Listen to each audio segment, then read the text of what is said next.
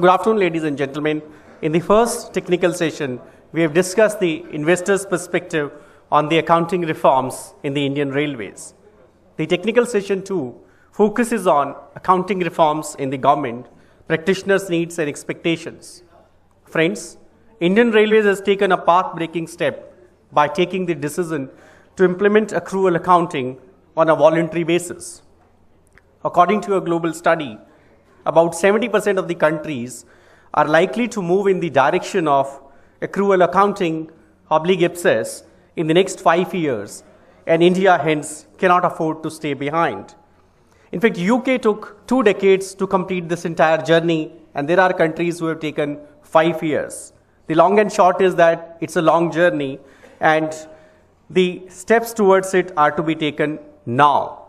We need to draw a detailed roadmap and also take advantage of the global experience that is available rather than reinventing the wheel. We have a very esteemed panel of the moderator and the speakers for this technical session 2 today. The moderator of the session is CA Amarjit Chopra ji, who is the chairman of NACAS and has been the past president of ICAI. He is also a member of the Investor Education and Protection Fund and is a renowned speaker. Joining him on the panel is our esteemed President of the Institute of Chartered Accountant of India, Mr. M. Devaraj Reddy, who is the torchbearer of the accounting profession. He is the chairman of the SMP committee of SAFA. He is a member of IRDA and GASAB, and he takes keen interest in the social activity, and above all, he is an ardent devotee of Lord Venkateshwar.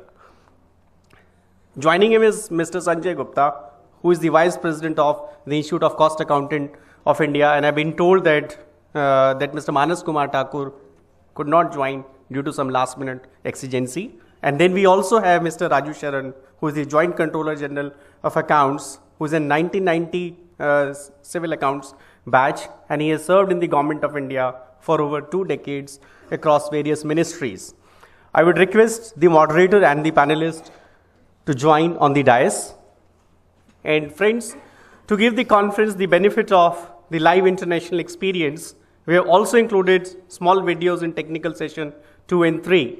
The video that I'm going to play now is by Thomas Muller, who has been a member of the IPSAS board and is also the chair of the IPSAS consultative group.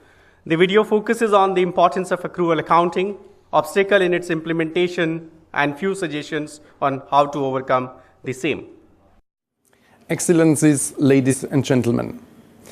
It is a great honor for me to speak to you at this important conference on public sector accounting reforms organized by Indian Railways.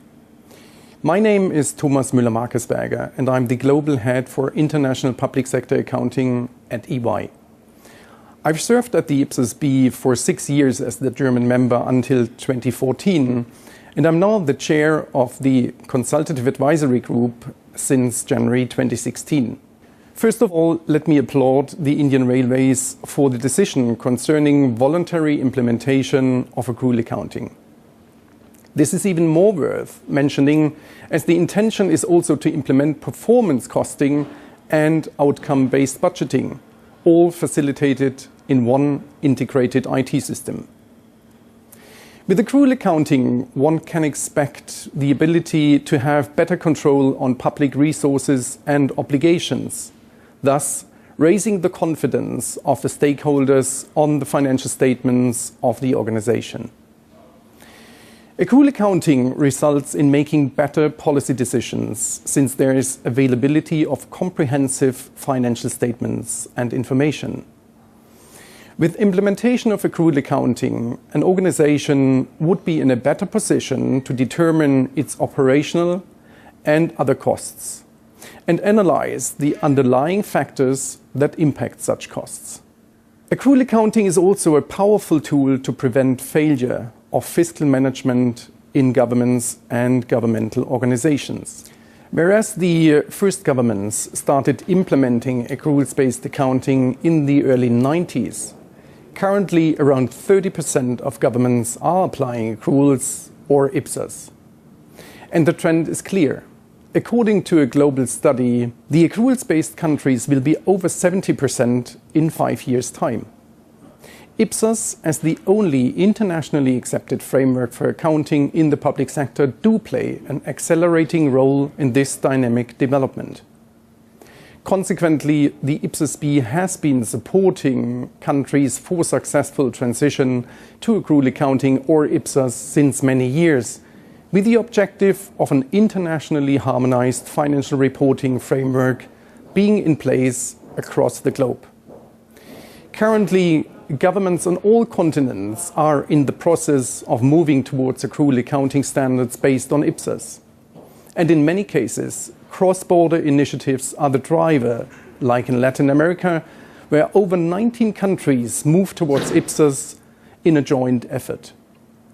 The same can be observed in Africa, where supranational organizations like the East African Community use the IPSAS implementation as a preparation for the monetary union of the partner states. And here in Europe, IPSAS built the reference point for the planned development of the European Public Sector Accounting Standards, short EPSAS. At the IPSAS-B and the CAC, we have observed certain challenges while transitioning to accruals-based accounting, such as lack of political commitment, insufficient number of trained resources, or inappropriate IT systems. However, these challenges can be met with the adequate and realistic planning.